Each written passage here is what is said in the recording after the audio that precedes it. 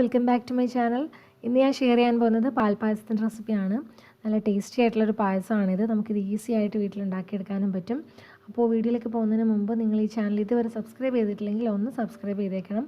തൊട്ടടുത്തുള്ള ബെല്ലൈക്കണും കൂടി ഒന്ന് പ്രസ് ചെയ്ത് അതിൽ ഓൾ എന്ന ഓപ്ഷനും കൂടി ഒന്ന് സെലക്ട് ചെയ്ത് കൊടുക്കണം. അപ്പോൾ നമുക്ക് ഈ പായസം ഉണ്ടാക്കാനായിട്ട് തുടങ്ങാം.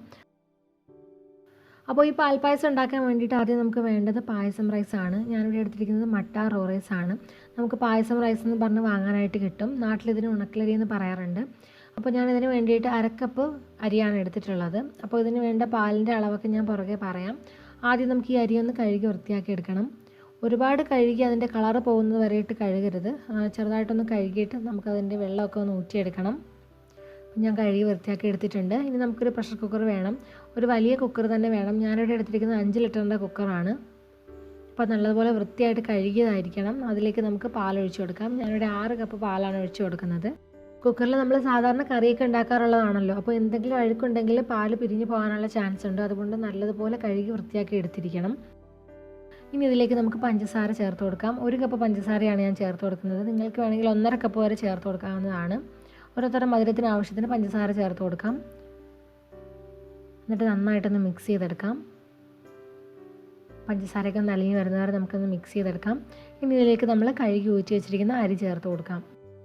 അരിയും കൂടെ ചേർത്തൊന്ന് മിക്സ് ചെയ്ത് കൊടുക്കാം. അപ്പോൾ ഇനി നമുക്ക് ഈ പാലൊന്ന് തിളയ്ക്കേണ്ട, ഒന്ന് ചെറുതായിട്ടൊന്ന് ചൂടായി വരുന്നവരെ നമുക്കൊന്ന് വെയിറ്റ് ചെയ്യണം. ഇപ്പോൾ പാല് ചൂടായി വന്നിട്ടുണ്ട്. നമുക്കിനി ഇതിനെ കവർ ചെയ്ത് 20 തൊട്ട് 30 മിനിറ്റ് വരെ ഒന്ന് ലോ ഹീറ്റിലൊന്ന് കുക്ക് ചെയ്തെടുക്കണം. നമ്മൾ ഏറ്റവും കുറഞ്ഞ ഫ്ലെയിമിലിട്ടാണ് വേവിച്ചെടുക്കുന്നത്. അതുകൊണ്ട് തന്നെ വിസിലൊന്നും വരത്തില്ല. ഇനി 20 തൊട്ട് 30 മിനിറ്റ് വരെ നമ്മളിത് കുക്ക് ചെയ്ത് കഴിഞ്ഞിട്ട് സ്റ്റൗ ഓഫ് ചെയ്യാം. സ്റ്റൗ ഓഫ് ചെയ്ത് കഴിഞ്ഞ് 1-2 മണിക്കൂർ ഇതിനെ അനക്കാതെ മാറ്റി വെക്കണം.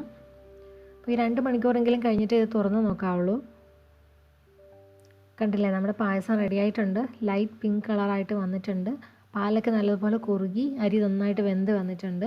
അപ്പോൾ ഇത്രയേ ഉള്ളൂ. വളരെ എളുപ്പത്തിൽ തന്നെ ഉണ്ടാക്കിയെടുക്കാൻ പറ്റും. അപ്പോൾ ഈ 2 മണിക്കൂർ കഴിഞ്ഞതിന് ശേഷം മാത്രമേ കുക്കർ തുറക്കാവുള്ളൂ. അതിന് മുമ്പേ തുറന്നാൽ ഈ ഒരു ടെക്സ്ചർ കിട്ടില്ല.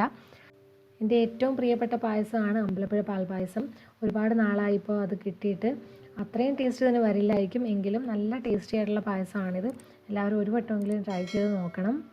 അപ്പോൾ എല്ലാവർക്കും ഇന്നത്തെ റെസിപ്പി ഇഷ്ടമായെന്ന് വിചാരിക്കുന്നു. വീഡിയോ ഇഷ്ടമായാൽ ലൈക്ക് ചെയ്യണം, കമൻറ്റ് ചെയ്യണം, ഷെയറും ചെയ്യണം. ചാനൽ ഇതുവരെ സബ്സ്ക്രൈബ് ചെയ്തിട്ടില്ലെങ്കിൽ സബ്സ്ക്രൈബും ചെയ്യണം. പുതിയ റെസിപ്പിയുമായിട്ട് വീണ്ടും കാണാം. Thank you for watching. By.